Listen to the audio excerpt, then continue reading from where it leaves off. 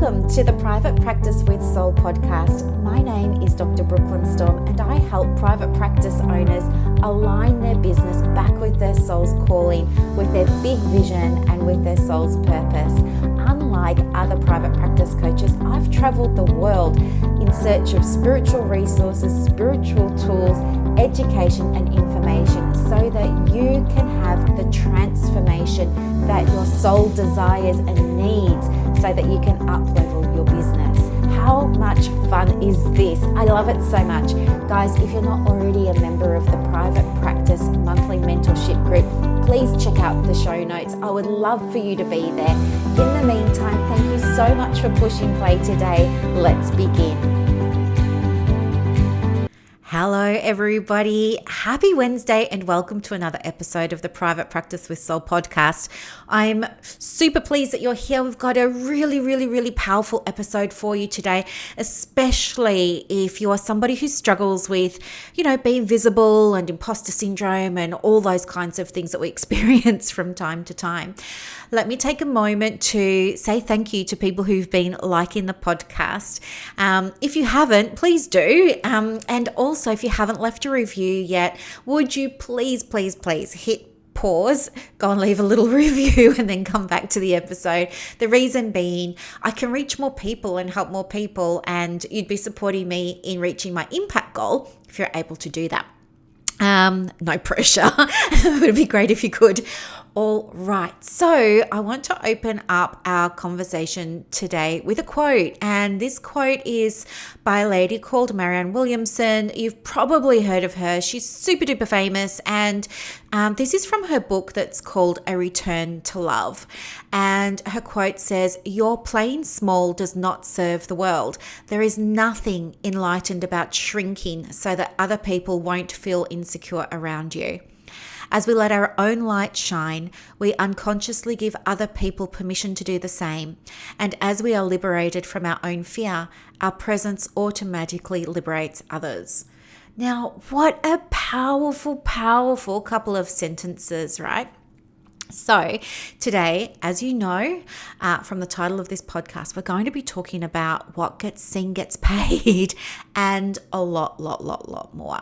But what I really love about this quote here is that it's kind of saying that when you get out of your own way, you become an inspiration for other women to be able to step more authentically into their sovereign power as well. And that's a really beautiful thing, because we're in a big time of awakening, aren't we? And this is an opportunity for all of us as women to help turn each other's lights on. And we do that by supporting each other. It makes me think about how when you are in a big gathering and you've only got one flame on the candle, like you're all holding a candle and just one person's got the flame, and you know how you have to light the next person's candle, and then they light the next person's candle, and they light the next person's candle, and everybody's candle's lit up. This is what I think about when I think of that whole idea of we support each other as women in shining, and it's so safe and it's so okay to do that. But yes, we do have blocks, don't we? And there are so many reasons for that. I mean, if you think even about history, I was watching a film the other day and they're burning witches at the stake, which is a female, of course. And then, I lived in the Middle East, as you know, for years. And my experience was, yes, women still get stoned in the Middle East for speaking or looking the wrong way at a man, and or being accused of looking at them the wrong way. I mean, everything's covered up in Saudi Arabia. They've only got their eyes, but the man says that, she looked at me in a very seductive way, she gets stoned. And this is reality, and we don't like to talk about it and we don't like to see it. But I guess in Western worlds, not that there's any comparison, but we're also sort of stripped down, taken out by other people. And this happens a lot when we're trying to express an opinion. I mean, Wouldn't it just be so easy to be visible if you were just going along with what everybody else was saying? Like if everybody else is talking about how CBT is like the best technique ever, or EMDR is the way to go for all kinds of things, it'd be very easy for you to be visible about that because there's so many people that already agree with it. Okay, it's kind of like, and this is a hot topic at the moment where I live, and I don't want to trigger anyone, but even thinking about the COVID vaccination, it's kind of like we see so many people put the badge on Facebook going, I'm fully vaxxed and everything. And then there's somebody else who's got a badge that says, I don't care if you're fully vaxxed. And that person gets attacked. It's like, if you're supporting the status quo, then you're okay. And it's safe for you to be that voice because you're just like everyone else. And I think as women in counseling, this is one of the things that really does hold us back. It's that fear of being different. It's that fear of stepping out on a limb and actually standing for something. And I say it time and time again to my groups, like you have to have a voice, because if you're just saying what everyone else is saying, how are clients going to find you? Like, it's just going to be random, and you don't want random clients. Yeah. So there's that to think about. And I understand why those blocks came to be. It's really hard to be different. I want you to understand 3 things today from our time together. And the first one is to understand why it's so important for you to be seen for your private practice. It's not only what gets seen gets paid, because not all of us do this to make millions of dollars or anything like that, but you're in business, and a business needs money. Otherwise, it's a hobby. It's not a business. And I think sometimes we get caught up in therapy mode and we're not so great at putting on the business head or the business hat. But the reality is that if you're wanting referrals, you have to be seen, and you do that through your marketing. And, there aren't very many private practices that do marketing very well. There are a few, but mostly it's hit and miss marketing. And the reason I know this is because, I work in the industry and I help women with this every day of every week. It's a big thing. And without being seen, you're not going to get the clients enrolling. The other reason that visibility is so important is because we want to increase your reach. Okay, so reach just means the number of people that your marketing is, getting in front of, whether that's on Google or Facebook or LinkedIn. So we really want to increase your reach. And the reason for that is because if you think about conversion rates, which maybe you already think about this, and maybe this is a new concept for you, but a conversion rate is a figure that represents the number of people that see your marketing versus the number of people that do things like have a booking call with you, make an appointment, get a referral, all those sorts of things. So a conversion is a metric that you absolutely should be measuring if you're actively, and you should be doing that, actively marketing in your practice.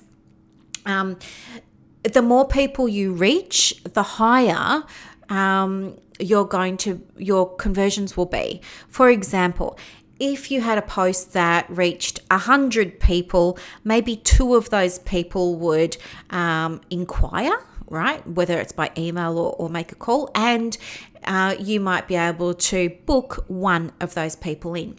So we know that if you want to book 5 people in, that post needs to get in front of 500 people. If you want to book 10 people in, that post needs to get in front of 1,000 people. So this is why you need to understand your numbers when it comes to marketing.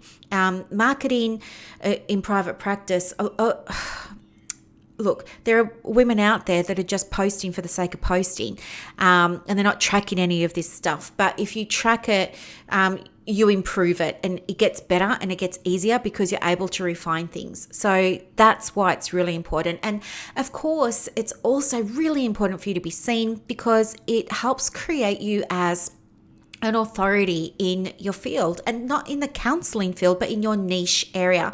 So whether you're counseling with grief and loss or trauma or anxiety or perinatal, whatever it is, we want you to be seen as, an authority in that field, because that's going to attract clients to your private practice. Okay.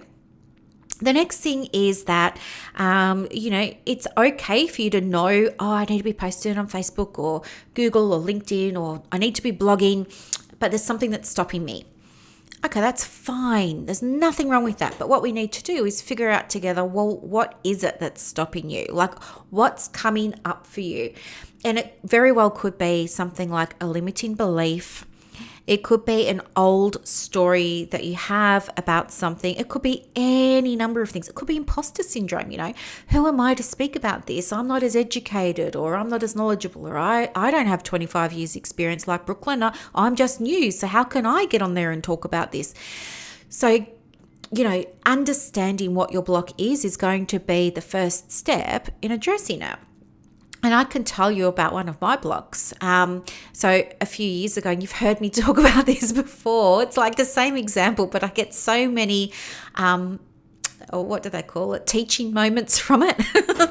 But so I'm sorry if you've heard it before. But for those of you who haven't, the short version is I was working as a psychologist, and a few years ago decided that I was going to be more vocal and verbal, talking about things like manifesting and, all that sort of jazz. And as soon as I did, it didn't go down very, very well with people who were members of my professional community at that time. And, I questioned myself.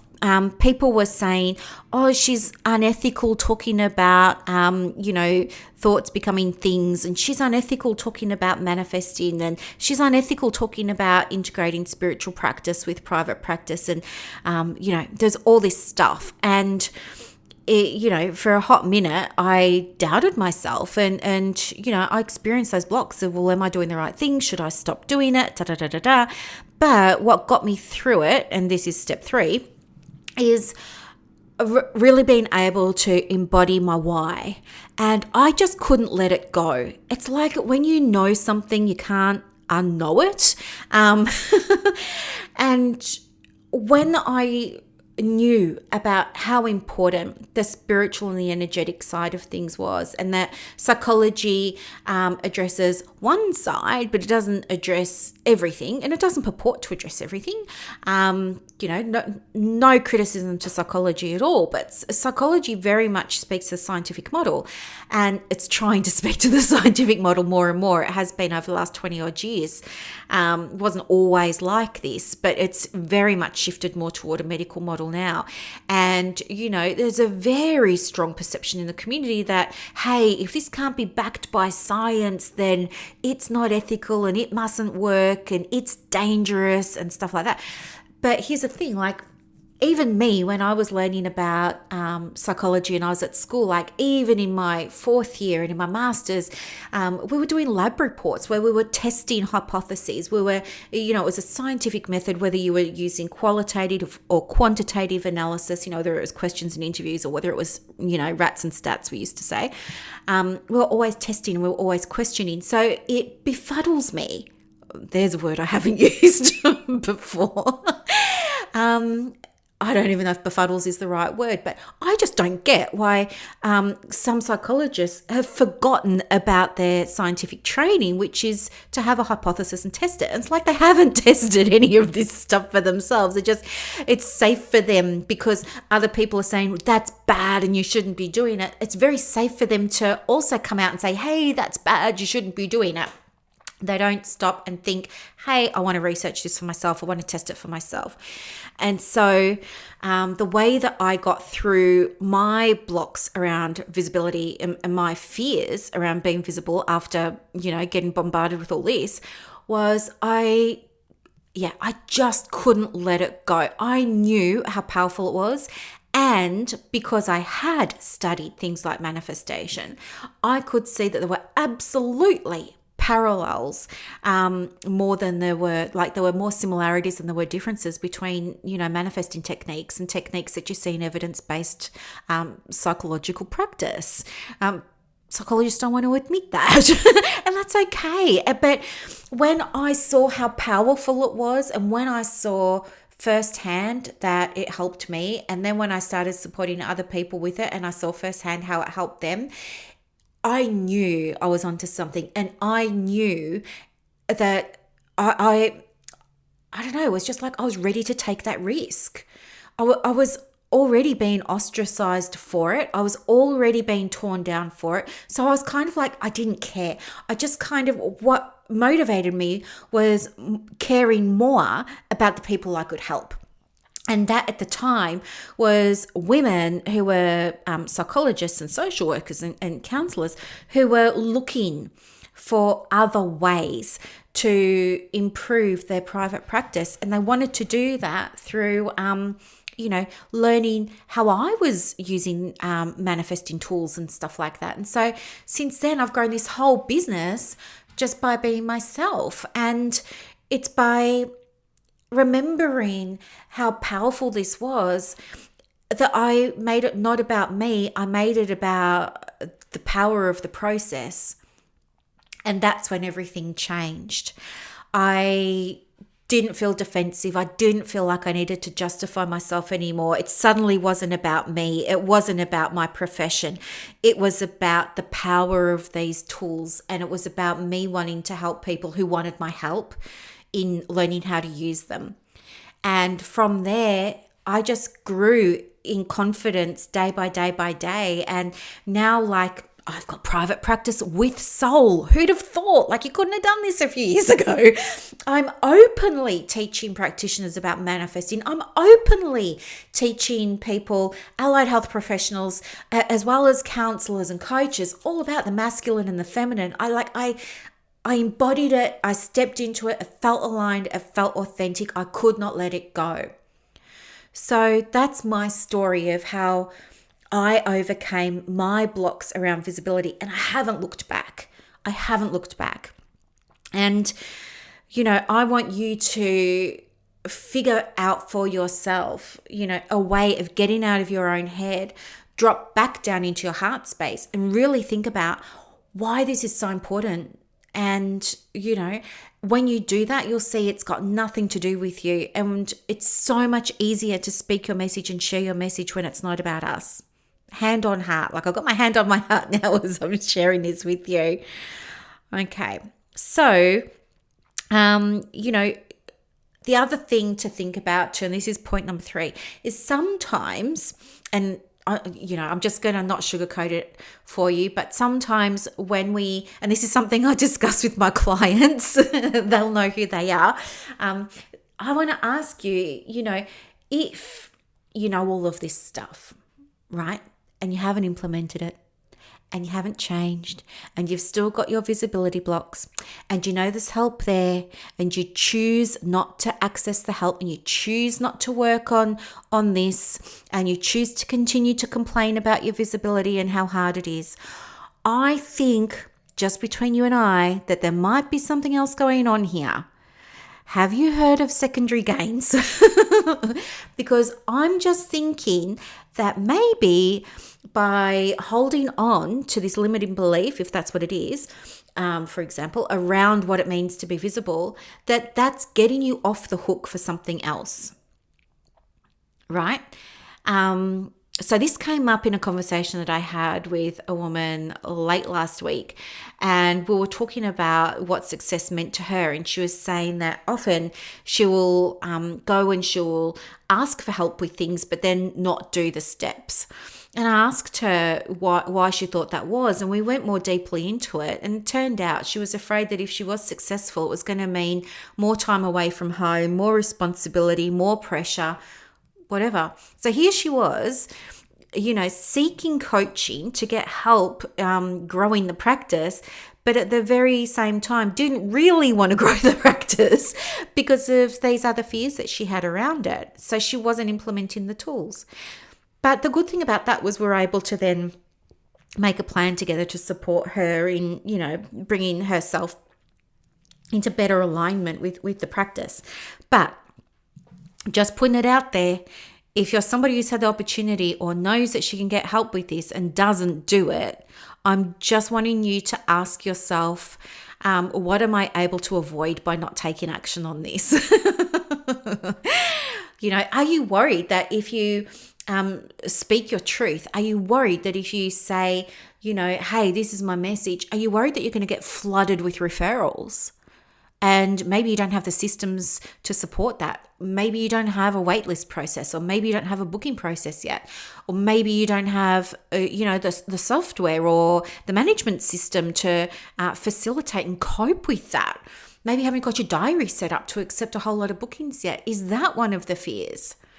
Is one of the fears, if I'm successful, I'm going to lose my healthcare card? Therefore, I'm going to quietly sabotage myself. I'm going to look like I'm really busy, and I'm going to join masterminds over here, and I'm going to join 6-month memberships over there, and I'm going to do this over here, and I'm going to have accountability over there. But I'm kind of going to also sabotage myself because I don't want to lose my concession card. Do you know what I mean? So be honest with yourself and really allow yourself to dig deeper about what might be going on for you. Okay. Just a little bonus one here. Number 4, of course, get help, get support. If you're a counsellor, I can help you. Head over to the group if you're not in it. It's Australian Counsellors in Private Practice Online. Or head over to, if you're a psychologist or a social worker, head over to the Private Practice with Soul Women's Circle. Come over there and get all the support that you need. Or perhaps this might be, your wake-up call from the universe to let you know that it's time for you to do something about it. And if that's you and you're ready now to start looking at what that action taking might look like so that you can, experience the things that are really important to you in your private practice, let's make a time to talk. My email is in the show notes. Hit pause now. Go and do it now before you talk yourself out of it. Hit pause, scroll down to the show notes, send me an email and just say, let's set up a time, send me the link, and do it. Right? Before you talk yourself out of it, just do it and then come back. So, I can help you in so many ways. But one of the easiest ways for those of you who are new to private practice, new meaning you haven't had a private practice for 36 months or more. If you're in that camp, then I think the best way for you to get some support would be to explore maybe the Private Practice with Soul class. And the reason for that is because it's self-paced. So while you're juggling partners and babies and private practice and, all of that sort of stuff, you get to do this work around that when it suits you. Like there's not a time commitment where you've got to show up at a certain time no. This is designed just for you. It's comprised of things that speak to the masculine and the feminine energy so that you can do things like finally get your message sorted out, finally understand what you've been doing incorrectly with your copywriting and why it hasn't been getting much traction and how you can improve it so that you start getting results. It's going to help you with your branding. It's going to help you with your core values. It's going to help you infuse some spiritual tools in how you create and develop and maintain your soul-led private practice. It's going to help you put those foundations in place, those structures in place that are essential to you being able to safely dance and play in the energy of those beautiful relationships that you want to have with clients, with third-party referrers, with everyone. You can't show up in your business and just do the client work because you need to have the structures in place that are going to support that. It's like the structures are the foundation and the walls and the doors and the windows for the house. You need that. And then the feminine energy comes in and she fills up that house by making it look pretty, smell pretty, taste pretty, sound pretty, all of that. She's going to bring people into that space. She's going to love them, nourish their souls, build them up, cultivate relationships, do all of that beautiful work. But if there isn't a house there, where's she going to do this work? And what's going to happen if maybe she's got a half-built house, maybe she's got some policies and some foundations, but she doesn't have it all, and something happens with one of her clients and there isn't the foundation there to support them, right? So this program speaks to the wounded masculine and the wounded feminine and helps shift those energies into masculine drive and feminine flow, and teaches you how to harmonize both of those energies safely and in your own pace so that you can experience these changes that you really, really want to have. It's a 12-month program, and by the end of it, you come out of it with so much more clarity, confidence, because you've got in place all the things that you needed. The business is up and running and it's turning over income. You have flexibility, like you don't have to be at work all the time. You've got flexibility because you've got the right structures in there. And of course you have freedom. And this is, I'm going to teach you how to set it up so that you've got recurring income both online and off. Teach you about your marketing, obviously, help you with your websites, obviously, help you with your messaging, help you with dealing with difficult situations that arise in the practice, like problems with clients, problems with contracts, problems with third-party referrals, all that sort of jazz. It's an incubator for your private practice where you get to go at your own pace, and it just feels light, it just feels manageable. There are action steps that you get to tick off every single month, so you're not overwhelmed. On the 9th of the month, a new set of content unlocks, and in that content you get to establish your soul goals for that month, like what you really want to get out of the work that month. You get to watch videos, access the workbooks, download the transcripts, listen to the audio, and you get to reflect on the progress that you've made. You get to submit homework if you want to, you don't have to, all of this sort of stuff. You're encouraged and rewarded every step of the way. And then on the 9th of the next month, we move into the next part of the training. And the reason why you get to access one new training each month is because many women enroll in this program because, well, part of the reason is they're already feeling overwhelmed. I don't want to add to that. So we're just going to go at a steady pace and make sure we get each thing set up correctly from the beginning so that you don't have to go back later on and fix it.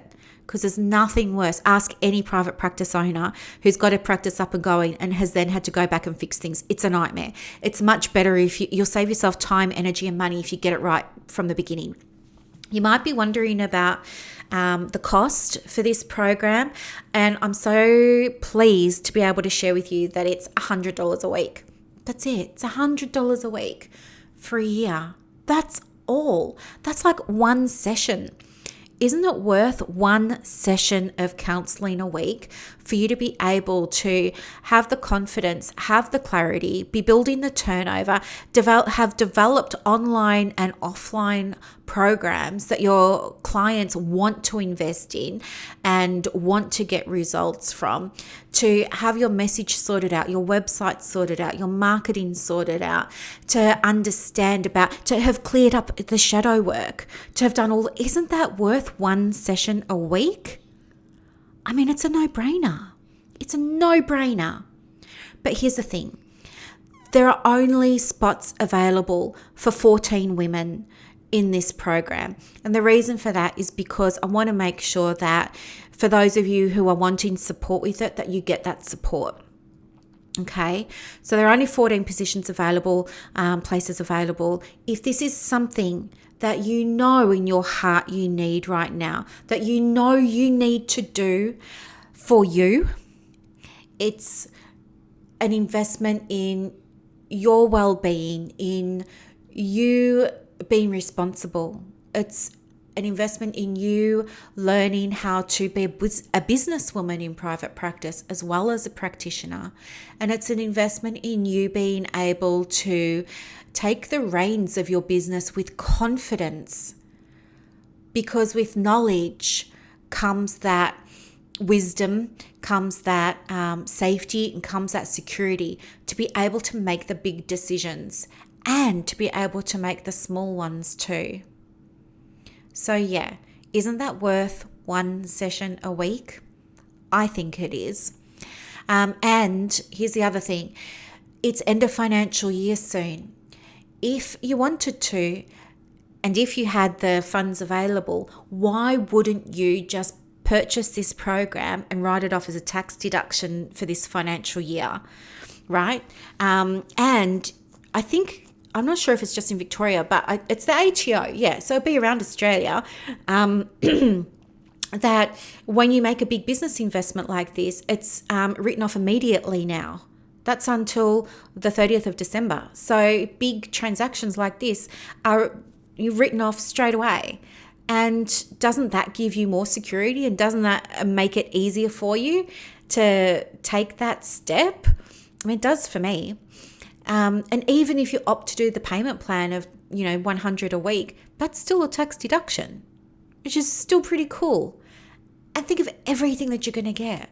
The confidence, the clarity, all of that. Look, I could go on about this for hours because I love my program so much. And I know you're going to love it too. But look, if you've got any questions about it, let me know, because I really want to support you.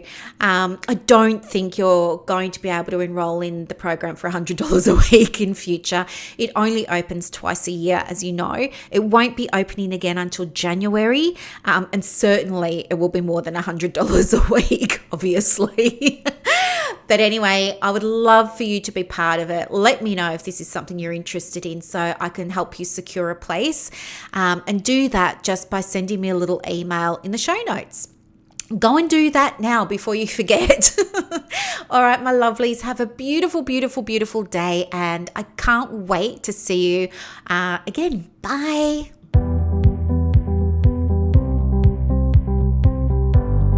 Thank you so much for listening to this episode of the Private Practice with Soul podcast today. If you're looking for clarity, if you need help with branding, your processes, and bringing everything into alignment with your soul's purpose for your private practice, head to the show notes and click the link for more information about the Private Practice Monthly Mentorship Group. You are going to love it. I can't wait to see you in there. Thanks so much for listening. Bye.